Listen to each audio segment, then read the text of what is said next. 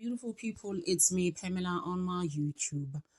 Cho, no, what's the T? Siyahlazia. Rata is so childish. Oh my word. Like, ngicela ukutshela ukuthi manje uzobe ethi, and no, the law is set by other people who know the law better than this judge. Like, you see how I was explaining to Judge Rat, will never repent. He'll never repent. It's the same person, eh? Almost dead, is the same person. Akashintshi. Just depend on ukuthi ene kukhulunywa ngani. Ukubona leyo nto but nje is the same person, you know. People went crazy yesterday. I saw so many comments. That's why I'm actually doing this video now. Because I saw so many comments. You're actually tired. We are done. We are tired. Like I said, guys, my problem with him going is we have to start all over again. But sometimes I'm just like, hey, even if we start all over again, it's fine. But I don't think about it as a trial within a trial. I think so, Kobega, in the main trial, if we do happen to get another judge, you know. At the time, he's fighting with Ramosipili, UTNA, Ramosipili to the court. Warrant officer Glovu's testimony, mhlambe asebeke kanjalo, or him coming there, bezonigeza the evidence is irrelevant. There's no need for it. There was no need for it. It's nina. You know what is so in? Nobody gets in the chambers, in the corners. What's it? No, whenever you don't worry, so I will put it through as admissibly into a koyuguti, and you can bring those two people. Undlovu nalomganakelo. Omunye usagent. Mawasa. You can bring them. So what is why logo urat? But they keep on saying, it defense keep on saying, maybe actually coming in to cross-examine warrant officer Ndlovu. It's irrelevant. Also, no, it's not. And then you know how he is. He's going to start to read. And then how can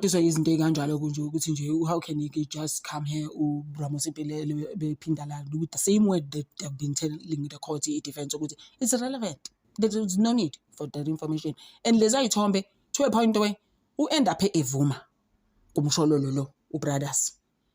Oguti, no, actually, you can edit photos, you can do. Yes, guys, look, those photos, and as by Sasago, and Bazins, you have no AI, got the bakal. Just my thing. They've been doing stuff to those photos to a point where Fanelek Bonagale, Jongoguti NA, then we are Nuntans. You know that actually look to this selfie doesn't look like Ntanzi at some stage. He said that the other day. Was he know it doesn't look like Ntanzi Lomontolo. Accused number 3 wants to go to his own dentist as choose a leon. Gold tooth. Gold tooth. Or teeth even. Like at some stage, if you don't bang at your teeth, you know? So Urata was like ikona inyilo enjalo. Ngobani bafuna ukuthi uhamba ufuna baba. Ngithi noNtanzi bangenza the same thing. Bahamba ufuna dentist abenamanga uyafika. Uyathi wayinalo izinyo enganalo. Ngazasebenalo in his life ever. Like ukubona leyo nto leyo. So it's just crazy, guys. So accuse number 3 is like, "Ay, mina ngifuna wami ukhathelo ngoba vele le munye wayikhetho ubrigadier yakhe into ngithi he does everything anyways. Gates keeps everything." Gwabon asi hayi mina ngizokwenza hayi I'm the lead investigator in yebona leyo. So I'm just like, please. So urathi uhamba ukuthi akafuni futhi ukuthi lo mntana abantu accuse number 3 ungcube ukuthi ayikhethele i-dentist and be like ngiyala ngiyokwenza ukuthi abantu bangibone akahambi ngani then no brigadier yakhe and other people esizoba choose thina cabanga.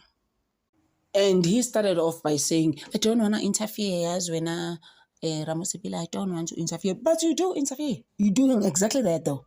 But no, actually, I don't want to interfere in this thing. It's irrelevant. And then he started reading to say, it is actually relevant. Any information can be brought to court.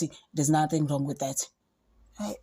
So Urata will never repent. Is actually gaslighting. Ramosipili, you know why? Because he can see which is good. And he's been good for the past 2 days. And it must put him down. I feel so small and be like, oh my gosh, my Lord. That's what he's doing to Ramosipili. It's like, Laila, you know the thing.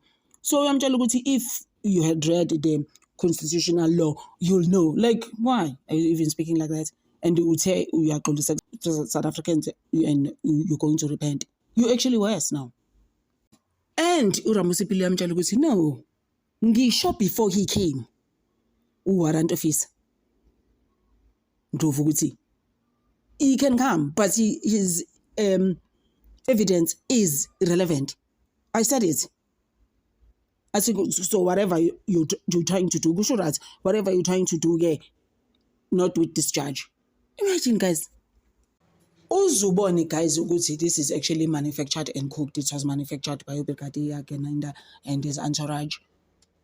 Now, uthi accused number 2. Mina angazani neyithombe nezinye ivela ingathi zinezibhamu and stuff, and then it's like you'll come and testify if he has to testify. Ashes akazi bakhuluma ngani. But the main one was accused number 2 uthi uyena ithombe manje ku-SD card yakhe accused number 1.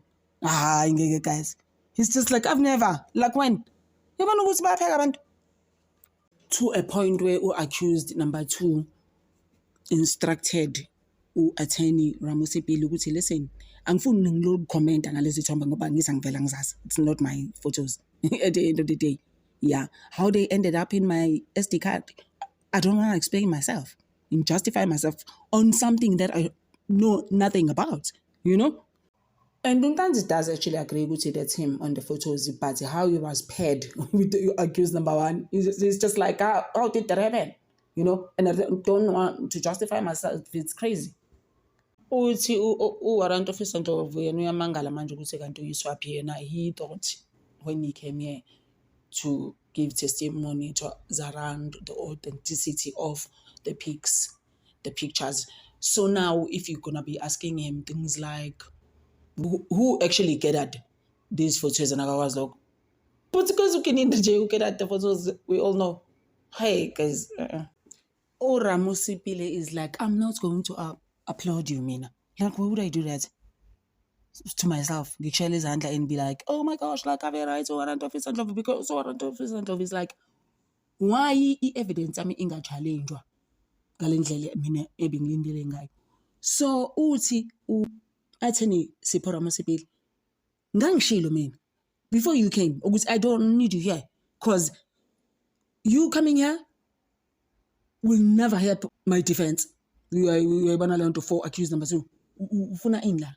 Yo guys, I'm withdrawing that because I know my lord was like uthini manje but Ramusipili, guys, he was angry. Now you're shouting, and you ask Ramusipili is the type when he's angry uyathuthumela, you know. And all of that, I'm not gonna ask you because I just feel it's not your forte, you know. So I see again, Mina, I'm done. Guys, this was the end of his cross-examination for warrant officer Ndlovu.